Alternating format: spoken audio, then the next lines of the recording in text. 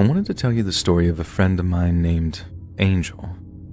Angel is 19 and was honestly one of the brightest, cleverest, most bubbly people I've ever met. She was obsessed with true crime stuff and would have loved your channel if she'd ever had a chance to see your videos. She loved that TV program CSI and wanted to join the police so that she could get into the forensic side of investigations. She loved the idea of using science to catch horrible criminals, but we never thought that she'd end up being the victim of one. She had everything going for her in life, but then she met her ex-boyfriend, Che, and we all saw a change in her.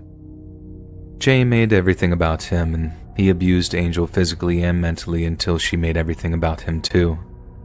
She was miserable with him, but kept talking like he was just a tortured soul who needed a girl like her in his life to help fix him.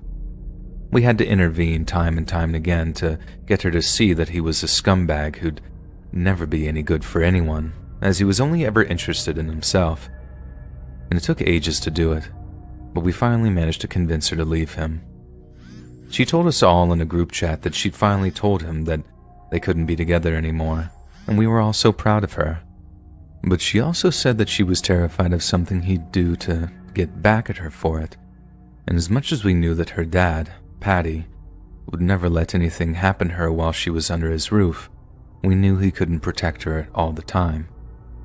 We also knew that Che was absolutely terrified of Patty, as they'd almost gotten into fights a few times before, and Patty is well bigger than Che and could beat the life out of him if it came to it, so we always stayed away from the house, just not far enough.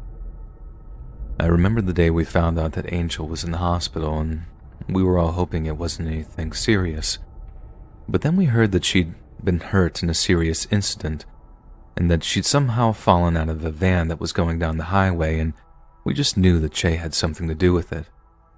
As it turns out, Che had gotten the help of one of his friends, and they'd waited in a van near Angel's house waiting for her to come out.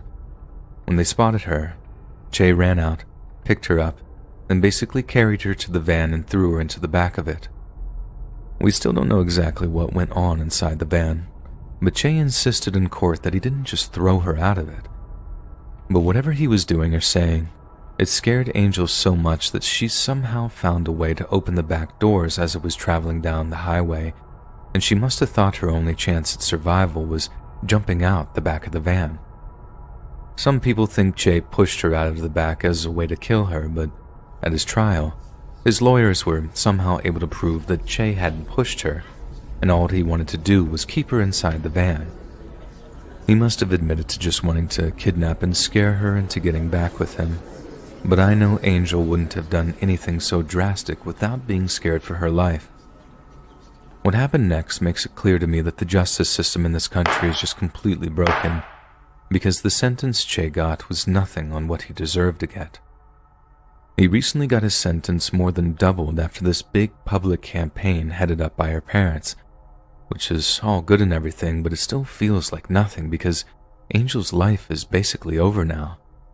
She suffered serious head trauma after falling or being pushed from the back of the van, and now the doctors think that she's going to be potentially disabled for the rest of her life. We don't know if she's ever going to walk, talk, or eat by herself ever again. It's basically a death sentence, but the sentence Che was originally going to get was just over 4 years.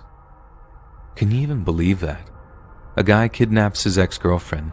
He might have actually thrown her out the back of the van going at 60 miles an hour. Her life is now basically over, and he was probably going to get out of prison after 4 years. That's nothing. He deserves to be in prison for the rest of his life. The driver of the van got next to nothing too, and he also deserves to be in prison for the rest of his life. Angel once told me about a law in America where if someone dies while you're committing a crime, your charge automatically gets turned into murder. And I think we should have one here like that too. It would make people think twice about doing things like kidnapping or drunk driving, or anything that could end up ruining someone's life. Sorry if this seemed to get a bit emotional, or it wasn't the best written story you've been sent.